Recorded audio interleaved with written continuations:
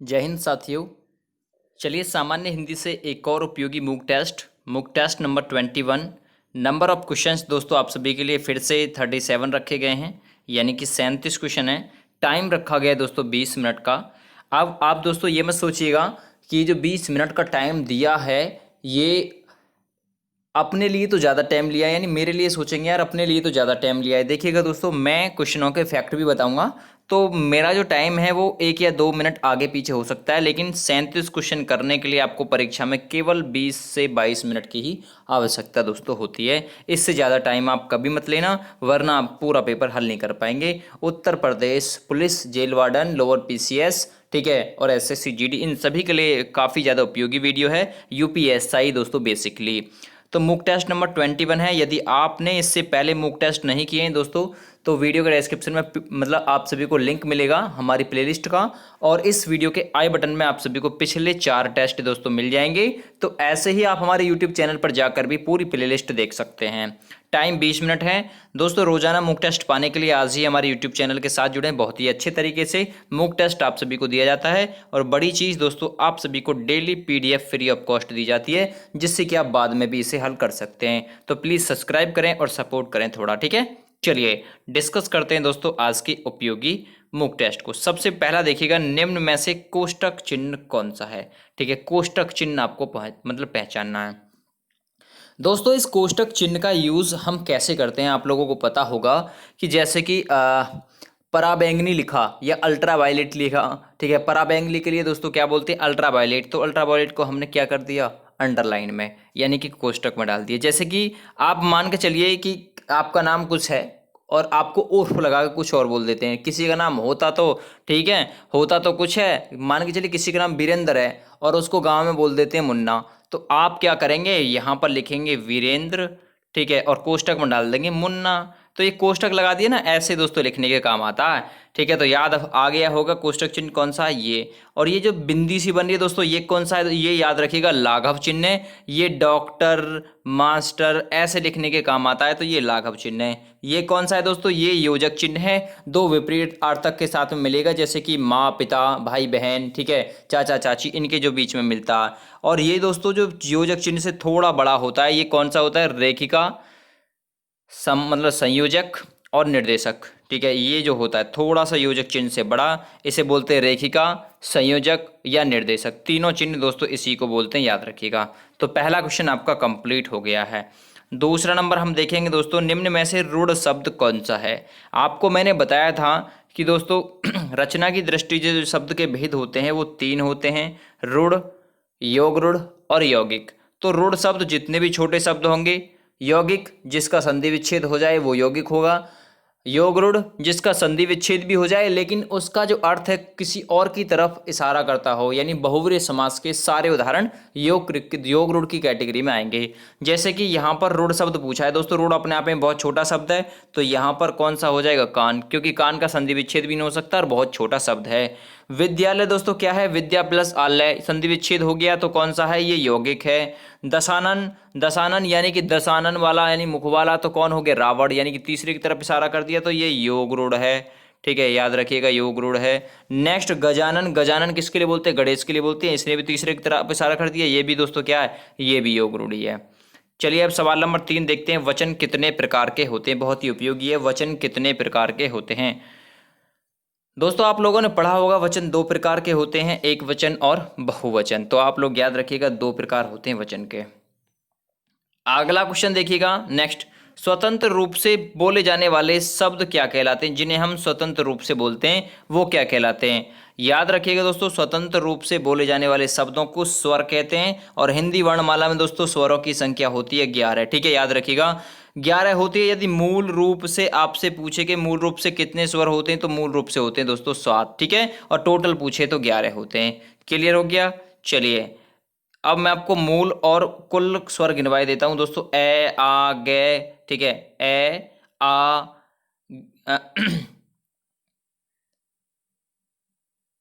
दोस्तों यहाँ पर ये गे नहीं है, ये छोटी ई है, ठीक है, याद रखिए, करेक्शन कर लीजिएगा। ए आ ई छोटी वाली ई, बड़ी ई, छोटा ऊ और रे पेरेसी, ये तो हो गए दोस्तों मूल स्वर। लेकिन कुल जो होते हैं ए आ ई बड़ी ई, छोटा ऊ, बड़ा ऊ, रेपरेसी ए, ये जो होते हैं दोस्तों यहाँ पर और नहीं होगा, ये ओ होगा। पीडीएफ जो दूंगा बिल्कुल उसे मैं दोस्तों करेक्शन करके दूंगा आप सभी को, तो ओ होगा, ठीक है, ओ के बाद में ओ। तो कुल मिलाकर जो 11 स्वर होते हैं दोस्तों इन्हें मिलाकर होते हैं, तो ये चीज़ याद रखिएगा। टाइपिंग में मिस्टेक है दोस्तों और कुछ नहीं है। ये जो है दोस्तों, ये जो जिसके पीछे दो बिंदी मिलती है ये क्या बोलते हैं इसे हम दोस्तों? वैसे तो हम इसे आयोगवाह व्यंजन बोलते हैं। एक ये होता है आयोगवाह और एक ये होता है दोस्तों, ये आधा स्वर होता है, ठीक है, आधा स्वर होता है इसमें। तो ये दोस्तों ये जो होता है ये क्या होता है? ये तो होता है अनुस्वार। और ये क्या होता है दोस्तों? जिसके पीछे दो बिंदी होती हैं वो होता है विसर्ग, ठीक है। तो ये कौन सा है? विसर्ग है। और अनुस्वार दोस्तों कौन सा होता है? ये वाला होता है जिसके ऊपर बिंदी होती है और जिसके साइड में बिंदी होती है वो होते हैं विसर्ग, जैसे कि अतः वगैरह लिखने के जो काम आता है। नेक्स्ट अगला क्वेश्चन हम देखेंगे, कवर करेंगे। देखिएगा, ये ए, ई, ऊ, बड़ा ऊ, जे, ठीक है, ए, याद रखिएगा ए, आ, ऊ। और यहाँ पर दोस्तों ये जे नहीं है, ये है ए, ये वाला छोटे वाला, ये वाला ए, ओ। ये दोस्तों कौन से स्वर हैं याद रखिएगा? ए, बड़ी ई, बड़ा ऊ, ए, ठीक है, ए से एडिया एनक दोनों हैं, ओ और ओ। दोस्तों ये कौन से स्वर हैं? तो याद रखिएगा ये दीर्घ स्वर हैं, जिनके लिए हम मात्रा जब गिनते हैं तो दो मात्रा लेते हैं दोस्तों। कोई आधा अगर लिखा हुआ ना अक्षर, उसके लिए भी दोस्तों हम दो मात्रा ही लेते हैं, ठीक है। तो याद रखिएगा इनके लिए दो मात्रा लेते हैं। तो ये कौन से स्वर हैं दोस्तों? दीर्घ स्वर हैं ये पूरे के पूरे, ठीक है, याद आ गया होगा। बस इसकी जगह आप करेक्शन कर लीजिएगा, इसकी जगह करेक्शन करेंगे ये वाला आएगा, ठीक है। तो ये सभी क्या है दोस्तों? ये दीर्घ स्वर है। तो 6 नंबर का राइट आंसर रहेगा ए ऑप्शन। चलिए नेक्स्ट क्वेश्चन हम देखते हैं दोस्तों। अब ये तो हो गए मतलब दीर्घ स्वर, ये और भी तो बच गए। ये ए, ठीक है, उसमें क्या था? उसमें था दोस्तों, देखिएगा याद रखिएगा, आ, इसमें था आ, ठीक है। लेकिन इसमें क्या है दोस्तों? इसमें है आ मतलब ए, इसमें ए, छोटी ई, छोटा ऊ और रेपरेसी। ये चार दोस्तों क्या होते हैं? ये चार होते हैं दोस्तों, क्या होते हैं? ये होते हैं ह्रस्व स्वर, ठीक है। ये 7 नंबर का राइट आंसर रहेगा बी ऑप्शन। ये तो ह्रस्व स्वर होते हैं, इनके लिए हम जब मात्रा गिनते हैं तो एक मात्रा लेते हैं। जो ऊपर आपको 7 बताए हैं दोस्तों वो दीर्घ स्वर होते हैं, उनके लिए हम दो मात्रा काउंट करते हैं। और प्लुत स्वर कौन से होते हैं दोस्तों? जैसे कि हम लिख रहे हैं राम, ठीक है, रामम, ओमम, कुछ ऐसे जो लिखते हैं दोस्तों उन्हें बोलते हैं हम प्लुत स्वर। अब एग्जाम्पल के तौर पर समझिएगा, समझ में आ जाएगा। नेक्स्ट, ओमम, ये रामम जो लिखा हुआ है दोस्तों ये कौन से स्वर हैं? ठीक है, ओम जो बोलते राम बोलते बोलते हैं ये कौन से स्वर होते हैं दोस्तों? ये प्लुत स्वर होते हैं। सी ऑप्शन बिल्कुल आपका राइट आंसर रहेगा। मैच करके मुझे बताते रहिएगा कितने सही हो रहे हैं। यह कौन सा व्यंजन है? यह जो है ये वाला, ये कौन सा व्यंजन है? ये याद रखिएगा, बहुत ही उपयोगी वीडियो है। और वीडियो पसंद आए तो लाइक करिएगा, यूट्यूब चैनल को सब्सक्राइब भी करिएगा। ये रे ले वे, ये रे ले और वे मैंने आपको लिखाया था, ये अंत्यस्त व्यंजन होते हैं, ठीक है, अंत्यस्त व्यंजन होते हैं ये रे ले वे। अब दोस्तों ऊष्मीय व्यंजन कौन कौन से होते हैं दोस्तों? तीनों तो सह होती हैं, ये भी सह, ये भी सह और सह षटकोण वाली सह, और एक होता है दोस्तों है, ठीक है। ये होते हैं ऊष्मीय व्यंजन। अब ये संयुक्त व्यंजन कौन से होते हैं भाई? संयुक्त व्यंजन छत्रक, ठीक है, त्रिशूल और एक ज्ञानी और एक होता है दोस्तों सहस्राब। तो संयुक्त व्यंजन आपके दोस्तों ये होते हैं। तो सभी मैंने आपके क्लियर करा दिए हैं। नेक्स्ट देखिएगा, अगला क्वेश्चन है, आप कौन सा सर्वनाम है? आप में कौन सा सर्वनाम है? आप लोगों को पता होगा दोस्तों, मैंने आपको सर्वनाम जब पढ़ाया था तो मैंने आपको बताया था मैं और हम, मैं और हम उत्तम पुरुष, तुम और आप मतलब मध्यम पुरुष, यानी मेरा और हमारा, तुम माध्यम हो गए, तुम और हम दोनों किसी और के बारे में बात करें, दोनों मिलके, हम और आप मिलके अन्य के बारे में बात करें तो दोस्तों वो क्या हो जाएगा? अन्य पुरुष हो जाएगा।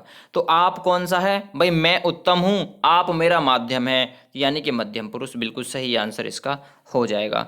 सर्वनाम दोस्तों 6 प्रकार के होते हैं, आप लोगों को पता होगा। उत्तम में आता मैं और हम, मध्यम में तुम आप, अन्य में आता यह वह वे, ठीक है, आदि।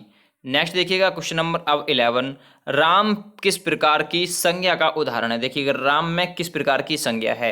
राम दोस्तों किसी का नाम है भाई, किसी की वस्तु, व्यक्ति, स्थान, भाव आदि के नाम को खुद ही संज्ञा कहते हैं। तो राम में किस प्रकार की संज्ञा का उदाहरण है? देखिएगा राम हमने पर्सनली इंडिकेट कर दिया राम, इनपर्सनली, राम भाई तू इधर आ, तो राम को पता लगा भाई तुझे अकेले को बुला रहे हैं, तो इसलिए कौन सा हो जाएगा, व्यक्तिवाचक संज्ञा। तो ए ऑप्शन बिल्कुल आपका सही रहेगा। ठीक है, संज्ञा 5 प्रकार की होती है प्राचीन मान्यता के अनुसार, और आधुनिक मान्यता के अनुसार संज्ञा दोस्तों 3 प्रकार की होती है। ठीक है, तो याद रखिएगा संज्ञा के प्रकार भी दोस्तों मैंने आप सभी को बता दिए हैं। अगर पूरे सुनने हैं तो पूरे सुन लीजिए। वो कौन कौन से दोस्तों, जातिवाचक, व्यक्तिवाचक, ठीक है, भाववाचक, समूहवाचक और द्रव्यवाचक। ये तो होगी प्राचीन के अनुसार, लेकिन आधुनिक के अनुसार जाति, व्यक्ति और भाव, ये 3 होते हैं। नेक्स्ट देखिएगा क्वेश्चन नंबर आप 12 देखिएगा, प्राचीन मान्यता के आधार पर संज्ञा कितने प्रकार की होती है। तो याद रखिएगा 5 प्रकार की होती है, पैसे प्राचीन और पैसे 5। ठीक है, तो संज्ञा कितने प्रकार की होती है, यानी नाउन।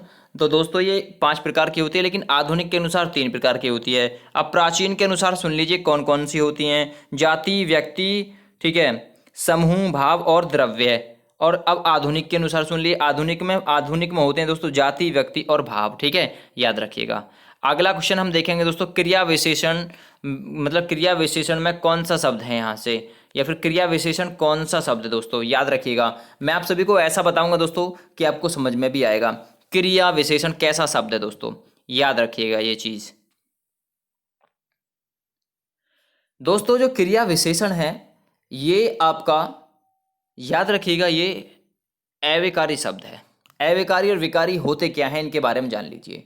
दोस्तों भाषा के 2 प्रकार होते हैं, भाषा के 2 प्रकार, एक होता है विकारी और एक होता है अविकारी। अब आपसे पूछ सकता है भाषा के कितने प्रकार होते हैं, तो 2 प्रकार होते हैं, एक विकारी और एक अविकारी। अब विकारी दोस्तों कौन से होते हैं, कि जिनसे कोई शब्द बन जाए, यानी कि जिनसे कोई अन्य शब्द बन जाए, जैसे कि संज्ञा, सर्वनाम, विशेषण और क्रिया। दोस्तों इनके प्रयोग से कोई दूसरा शब्द बनाया जा सकता है। लेकिन अविकारी शब्द वो होते हैं दोस्तों जिनके प्रयोग से कोई और शब्द ना बने। ठीक है, जैसे कि क्रिया विशेषण अविकारी में आता है, संबंध बोधक, समुच्चय बोधक, विस्मादि बोधक, ये सभी आपके दोस्तों आते हैं अविकारी में। तो भाषा के 2 प्रकार होते हैं, विकारी और अविकारी। तो पूरी तरीके से दोस्तों मैंने क्लियर कर दिया है क्रिया विशेषण कौन सा हो गया। अब तो भैया ये तो अविकारी होगा, क्योंकि क्रिया विशेषण से दोस्तों कोई भी शब्द नहीं बनाया जा सकता। नेक्स्ट देखिएगा, बोतल कैसी संज्ञा है दोस्तों, बोतल कैसी संज्ञा है दोस्तों, याद रखिएगा। बोतल यदि आपने चुना है जातिवाचक संज्ञा को, बी ऑप्शन को, तो बिल्कुल सही आंसर है। क्योंकि बोतल पता ना कौन सी बोतल है, बोतल तो बहुत सारी होती है भाई, कांच की बोतल है, ठीक है, प्लास्टिक की बोतल है, कोको कोला की बोतल है, मिरिंडा की बोतल है, किसकी बोतल है भाई। यदि कह देता यहाँ बोतल की जगह मिरिंडा की बोतल तो हो जाता व्यक्तिवाचक संज्ञा, क्योंकि बोतल में ही बता दिया उसने मिरिंडा की बोतल। ठीक है, लेकिन अब यहाँ पर बोला है बोतल, तो इस जाति का बोध कराया, इसलिए जातिवाचक सही हो जाएगा। नेक्स्ट देखिएगा, वह जाति है वाक्य कौन से काल में है, वह जाति है, बहुत ही सिंपल वाक्य है, आप लोगों को पता चल गया होगा कि वाक्य कौन से काल में है। दोस्तों ये वाक्य आपका सामान्य वर्तमान काल में है, क्योंकि वह जाति है। ठीक है, ता तीती है, आपको पता होगा वर्तमान का। ठीक है दोस्तों, आप लोगों को बता दूं काल 3 प्रकार के होते हैं, वर्तमान काल 3 प्रकार के, भूतकाल 6 प्रकार के और भविष्य काल दोस्तों 3 प्रकार का होता है, ये भी पूछा जा सकता है। अगला देखिएगा नेक्स्ट क्वेश्चन, तुमने सीता को थप्पड़ मारा, वाक्य किस काल में है। भाई तुमने सीता को थप्पड़ मारा, वाक्य किस काल में है। 16 नंबर क्वेश्चन, राइट आंसर रहेगा दोस्तों सामान्य भूत में है, समय का पता ही नहीं कब मारा। भाई सामान्य भूत की पहचान वही तो होती है कि जब थप्पड़ मारने का या फिर ऐसा कुछ करने का समय का पता ही ना हो। तो भाई पता ही नहीं, तुमने सीता को थप्पड़ कब मारा, थोड़ी देर पहले मारा, 5 मिनट पहले मारा, पता ही नहीं है। तो मारा तो था, लेकिन यहाँ पर मारा से पहचान होगी कि सामान्य भूत का। ठीक है, नेक्स्ट अगला क्वेश्चन, इसमें से कौन सा शब्द देशज है, देशज कौन सा शब्द है जो इनमें से दोस्तों देशज है। दोस्तों अपने देश की खिचड़ी खाते हैं, पैसा भी अपने देश का उड़ाते हैं, लेकिन रोटी भी अपने देश की खाते हैं, तो उपयुक्त तो सभी क्या हो जाएगा, देशज शब्द है। खिचड़ी, पैसा, रोटी, ये सब क्या है दोस्तों, ये सब दोस्तों देशज शब्द हैं। नेक्स्ट अगला क्वेश्चन देखते हैं। नेक्स्ट, बुलबुल कैसा शब्द है, बुलबुल देखिएगा दोस्तों, बुलबुल अब अपने मतलब देश, आपको पता होगा अपने देश की लड़कियां तो आपको लगती नहीं है अच्छी, लेकिन दूसरे देश की कोई आ जाना दिख जाना तो कहता है बहुत बहुत बढ़िया बुलबुल आई है भाई, मोहल्ले पड़ोस में बुलबुल आई है, तो बुलबुल। अब बुलबुल कहाँ से आती है, विदेश से आती है। ठीक है, तो बुलबुल दोस्तों विदेशी शब्द हो गया। लेकिन भाषा में आपसे पूछे कि बुलबुल कैसी भाषा का शब्द है, तो याद रखिएगा दोस्तों तुर्की का, ये तुर्की से शामिल किया हमने हिंदी में, तो तुर्की भाषा का शब्द है दोस्तों बुलबुल। वैसे देखा जाए तो विदेशज है। नेक्स्ट, सीता एक बुरी लड़की है, इस वाक्य में कौन सा विशेषण है? विशेषण दोस्तों याद रखिएगा 4 प्रकार के होते हैं। कौन कौन से? एक गुणवाचक, आपका मतलब गुणवाचक प्रकार होता है विशेषण का, क्वेश्चन नंबर 19 है। संख्यावाचक, परिमाणवाचक, और होता है दोस्तों एक संकेतवाचक विशेषण। तो याद रखिएगा, सीता एक बुरी लड़की है, बुरा उसका क्या है दोस्तों? उसका एक अवगुण है, यानी गुण की पहचान कराई, तो ए ऑप्शन सही आंसर हो जाएगा। नेक्स्ट ट्राई कीजिएगा, अगला क्वेश्चन है, निम्न में से किस भाषा की लिपि गुरुमुखी है? तो किस भाषा की लिपि दोस्तों गुरुमुखी है, यहाँ पर आप सभी को ये चीज़ बतानी है। दोस्तों आपने सुना होगा पंजाबी भाषा की लिपि कौन सी होती है दोस्तों? गुरुमुखी। संस्कृत, हिंदी और नेपाली, इन सभी की कौन सी होती है? देवनागरी। याद रखिएगा, नेपाली भी दोस्तों देवनागरी में लिखी जाती है, जैसे हिंदी भी देवनागरी में लिखी जाती है। अगला क्वेश्चन हम देखेंगे, भाषा की मौखिक ध्वनियों को जिन चिन्हों के द्वारा लिखा जाता है उसे क्या कहते हैं? यानी भाषा की मौखिक ध्वनियाँ, यानी मुंह के द्वारा बोले जाने वाली वो ध्वनियाँ या चिन्ह जिनके द्वारा उसे लिखा जाता है उसे क्या कहते हैं दोस्तों? उसे लिपि कहते हैं। यदि आपने बी ऑप्शन चुना है तो बिल्कुल सही आंसर हो जाएगा आपका। नेक्स्ट देखते हैं अगला क्वेश्चन, क्वेश्चन नंबर 22। भारतीय संविधान में 22 भाषाओं का उल्लेख किस अनुच्छेद में है? 22 भाषाओं का उल्लेख किस अनुच्छेद में है?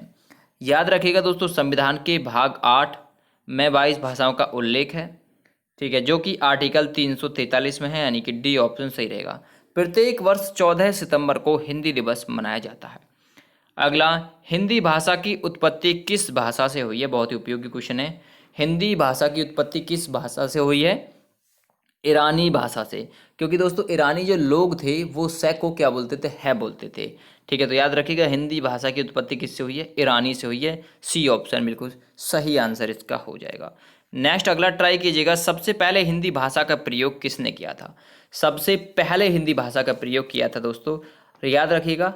और ऑप्शन जवाब देना चाहें तो जवाब भी दे सकते हैं आप लोग। हालांकि वीडियो तो 20 मिनट से आगे जाएगी, क्योंकि भाई फैक्ट भी बता रहा हूँ आप सभी को, समय तो लगता है, इसलिए सबसे पहले हिंदी भाषा का प्रयोग किया था दोस्तों अमीर खुसरो ने। ए ऑप्शन बिल्कुल सही ऑप्शन रहेगा। और अमीर खुसरो को दोस्तों तोताए हिंद, यानी तोते की तरह बड़बड़ाने वाला भी कहते थे। तो तोताए हिंद किसे कहते थे, क्वेश्चन पूछा हुआ है, वो अमीर खुसरो को ही दोस्तों कहते थे। और सबसे पहले हिंदी भाषा का जो प्रयोग किया था वो भी अमीर खुसरो ने ही किया था। तो ये बहुत ही इंपॉर्टेंट वीडियो दोस्तों आपके लिए होने वाला है, और वीडियो पसंद आ रहा हो तो लाइक जरूर कर दीजिएगा। संस्कृत का काल कौन सा है? बहुत ही उपयोगी ये क्वेश्चन है, आपसे पूछा जा सकता है कि संस्कृत जो भाषा बोली जाती थी वो किस काल से किस काल तक बोली जाती थी। बहुत ही उपयोगी है ये क्वेश्चन।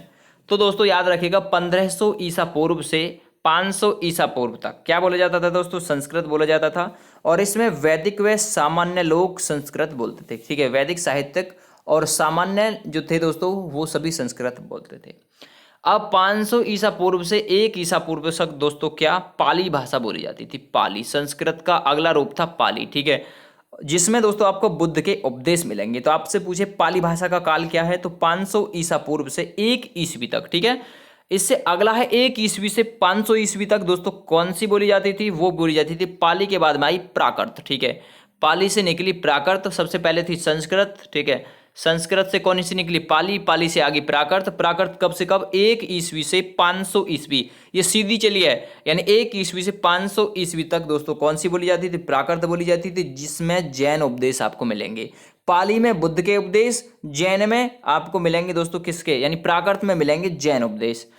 अगला है याद रखिएगा 500 ईस्वी से 1000 ईस्वी तक, ठीक है। 500 मतलब 500 ईस्वी से 1000 ईस्वी तक दोस्तों कौन सी जो अपभ्रंश भाषा थी वो बोलेगी। प्राकृत के बाद में कौन सी आई? अपभ्रंश, अपभ्रंश। लेकिन उसके बाद में दोस्तों 1000 ईस्वी से आज तक आई थी हिंदी। तो आपसे पूछे भाई हिंदी किससे निकली है? अपभ्रंश, ठीक है। हिंदी का जन्म किससे हुआ? अपभ्रंश, लेकिन सबका जन्म संस्कृत से हुआ। लेकिन आपसे पूछे हिंदी का जन्म किससे हुआ, तो संस्कृत मतलब वो लगाएंगे आप अपभ्रंश से, ठीक है, अपभ्रंश से हुआ है। और हिंदी दोस्तों कब से कब तक बोली जा रही है? 1000 ईस्वी से दोस्तों आज तक हिंदी बोली जा रही है। तो क्लियर हो गया। चलिए अगला क्वेश्चन हम देखेंगे, नेक्स्ट 26 नंबर क्वेश्चन, रामचरितमानस को किस भाषा में लिखा गया? तो रामचरितमानस को दोस्तों अवधी भाषा में लिखा गया। यदि ए ऑप्शन आपने चुना है तो बिल्कुल सही आंसर हो जाएगा। नेक्स्ट क्वेश्चन देखिएगा, जरीना सोती है इस वाक्य में जरीना किस लिंग में है?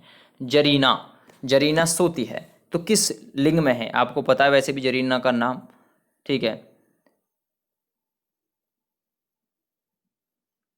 तो जरीना सोती है,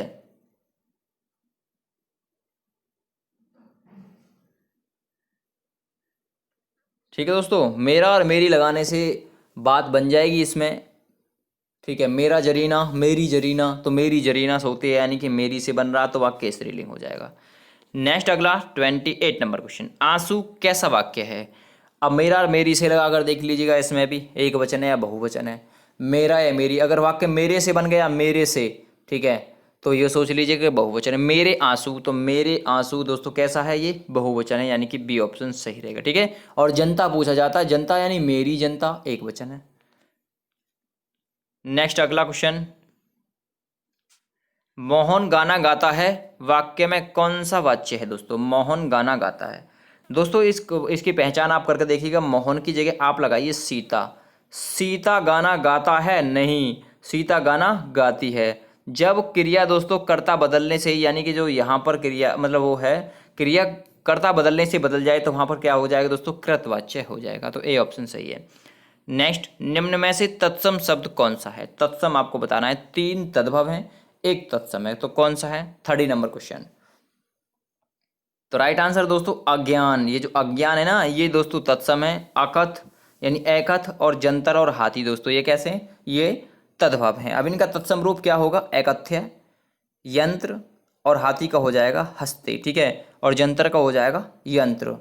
और एकथ्य का मतलब एकथ मतलब अकथ का हो जाएगा, ये जो अकथ है इसका हो जाएगा ये वाला एकथ्य, ये कथ्य, ठीक है। जंतर का हो जाएगा यंत्र, ये वाला, और हाथी का हो जाएगा हस्ती, याद रखिएगा ये वाला हस्ती, ठीक है, ऐसे याद रखिए। नेक्स्ट अगला क्वेश्चन, निम्न में से तद्भव कौन सा है? तो तद्भव आपको बताना है, 31 नंबर क्वेश्चन। तद्भव दोस्तों याद रखिएगा, तद्भव है इसमें ए ऑप्शन सेज, सेज तद्भव है। अब दोस्तों ये तीनों क्या है? ये तीनों तत्सम है। श्याल, अब श्याल का दोस्तों तत्सम क्या होगा? क्या, सॉरी, श्याल तो तत्सम में है, श्याल का तद्भव क्या होगा? तो तद्भव हो जाएगा साला, ठीक है, साला के लिए बोलते हैं श्याल। सूचिका के लिए दोस्तों क्या बोलते हैं? सुई, मतलब तद्भव में क्या बोलते हैं? सुई बोलते हैं। उल्लास का तद्भव रूप क्या होगा दोस्तों? उसका होगा हुल्लास, हुल्लास, ये हो जाएगा दोस्तों इसका तद्भव रूप। नेक्स्ट अगला देखिएगा, नेक्स्ट वन, पढ़ना कैसी क्रिया है? पढ़ना क्या या किसको लगा कर देखिएगा क्रिया के साथ, यदि जवाब मिला, जवाब मिला तो सकर्मक है, और जवाब नहीं मिला तो अकर्मक है। देखिए पढ़ना कैसी क्रिया, क्या पढ़ती है, क्या से करके देखा, क्या पढ़ती है भाई? कुछ ना कुछ तो पढ़ती होगी, उपन्यास पढ़ती है, किताब पढ़ती है। जब जवाब मिल रहा है तो कैसा होगा? सकर्मक क्रिया, ए ऑप्शन बिल्कुल सही आंसर हो जाएगा। नेक्स्ट अब देखिएगा, चलना कैसी क्रिया है? चलना क्या है किसको से, फिर से जवाब करिए, चलना कैसी क्रिया, क्या चलना भाई? कुछ जवाब मिल रहा, किसको चलना? कुछ नहीं जवाब मिल रहा, तो ये अकर्मक क्रिया हो जाएगी। नेक्स्ट वन क्वेश्चन है अगला, यथारुचि में कौन सा समास है? यथारुचि, प्रतिदिन, ठीक है, हाथों हाथ, दिनों दिन, रातों रात, सातों सात, इसमें दोस्तों कौन सा हो जाएगा? अव्ययी भाव समास होता है, वहां पर ए ऑप्शन सही आंसर हो जाएगा। नेक्स्ट ट्राई कीजिएगा, छंद का शाब्दिक अर्थ क्या होता है? ठीक है, छंद का शाब्दिक अर्थ क्या होता है दोस्तों? इसका अर्थ होता है आनंद, यानी ए ऑप्शन में जवाब दिया है तो बिल्कुल सही आंसर है। नेक्स्ट ट्राई कीजिएगा, अगला क्वेश्चन है रोला। छंद दोस्तों 3 प्रकार के होते हैं और छंद के अंग होते हैं 6। मतलब छंद के 3 प्रकार कौन कौन से? मारणिक, वारणिक और मुक्तक, मैंने आपको बता दिया। नेक्स्ट, रोला के प्रत्येक चरण में कितनी मात्राएं होती हैं? रोला, रोला की बात चलिए दोस्तों, रोला यानी कि 24 होती हैं दोस्तों रोला में मात्राएं, 11 और 13 पर यति होता है, याद रखिएगा। चौपाई में दोस्तों 16 मात्राएं होती है, चौपाई का उदाहरण है, ठीक है। हरि गीतिका में 28 मात्राएं होती हैं जिस पर 16 और 12 पर यति होता है, ठीक है। 26 किस्में होते हैं दोस्तों, ये गीतिका में होती हैं, 26 यहाँ पर 14 और 12 पर यति होता है, तो ये चीज़ याद रखिएगा। नेक्स्ट अगला क्वेश्चन, करुण रस का स्थायी भाव क्या है? करुण रस, ठीक है, करुण रस का स्थायी भाव दोस्तों क्या है? शोक है। करुण रस का स्थायी भाव शोक। ये हास का किसका है दोस्तों? तो याद रखिएगा हास्य रस क्या है? ये हास। उत्साह किसका है दोस्तों? ये वीर रस का, वीरता का काम करोगे उत्साह होगा। रति या प्रेम किसका है? तो दोस्तों ये श्रृंगार रस का है, याद रखिएगा। तो ये 37 नंबर आपका कंप्लीट हो गया है। तो पूरे क्वेश्चन आपके कंप्लीट हो गए हैं दोस्तों। यदि ये वीडियो आपको पसंद आए तो प्लीज़ हमारे यूट्यूब चैनल को सब्सक्राइब करिएगा। एक मूक टेस्ट आप सभी को हिंदी से रोजाना दिया जा रहा है। फिलहाल thank you and bye bye.